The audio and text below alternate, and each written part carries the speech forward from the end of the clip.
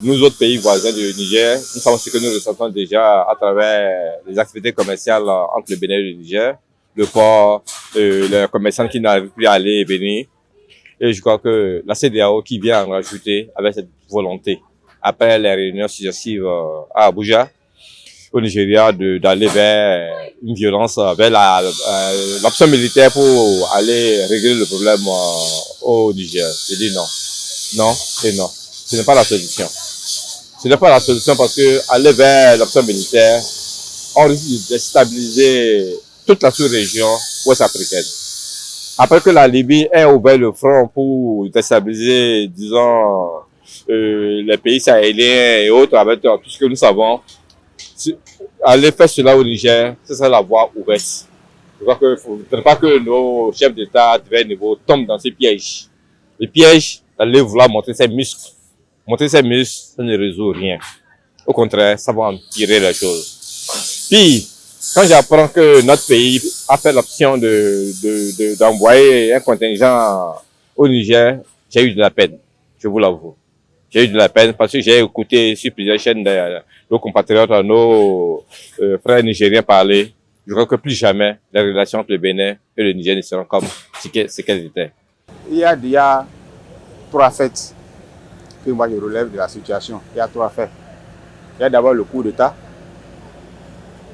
Et il y a la décision d'envoi des militaires pour rétablir l'ordre constitutionnel et l'approbation de notre chef d'État, le président Patrice Talon.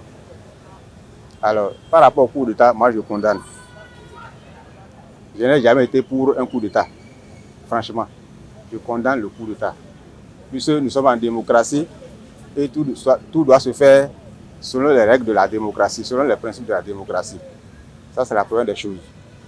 Et je ne suis pas d'accord aussi pour l'intervention militaire au Niger parce qu'elle fera plus de dégâts que ce que nous craignons actuellement. Je ne suis pas d'accord pour une intervention militaire. Et par rapport à la décision de notre président, le président Patrice Talon, c'est une décision qui est conforme aux principes de la CEDEAO.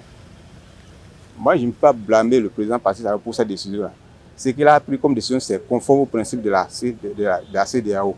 C'est de ça qu'il s'agit. Il y a eu on a dit voie diplomatique. On a procédé, ça n'a pas marché. Il y a un deuxième cas. On a dit voie diplomatique, ça n'a pas marché. Voilà un troisième cas. Donc, parfois, il faut se mettre à la place des autres pour comprendre qu'à un moment donné, il faut lever le ton. C'est ça le ton qu'ils sont de lever. Même si ce n'est pas bon qu'ils aillent intervenir là-bas, là. C'est un moyen de lever le ton. Les militaires ne font pas quelque chose sans qu'il y ait question. Il y a question. S'ils ne les menacent pas, peut-être que les militaires s'en foutent. Comme ça, c'est arrivé là. Donc, quand ça soit pour s'entendre, ce n'est pas la guerre qui est la solution. S'ils vont dire qu'ils vont envoyer les militaires, les autres vont croiser les bras. Hein? Moi, j'ai des enfants qui sont militaires, non. S'ils ont mouru, j'ai quel intérêt là? Ils défendent mon pays. Ils ne pas défendre mon pays. Donc pour tout le monde n'a qu'à penser qu'on n'a qu'à s'asseoir ensemble.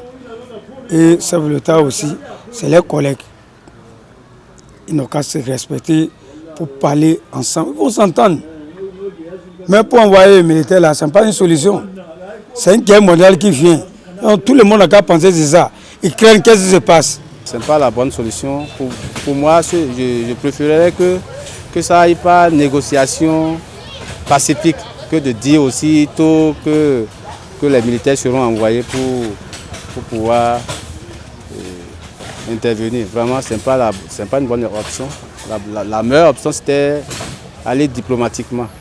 Donc, sur le fait de pouvoir voir comment il faut, parce que ça là, ça va passer. Mais on sait quand ça commence, mais on ne sait pas quand ça finit. Donc, pratiquement, ça a impacté négativement le Bénin.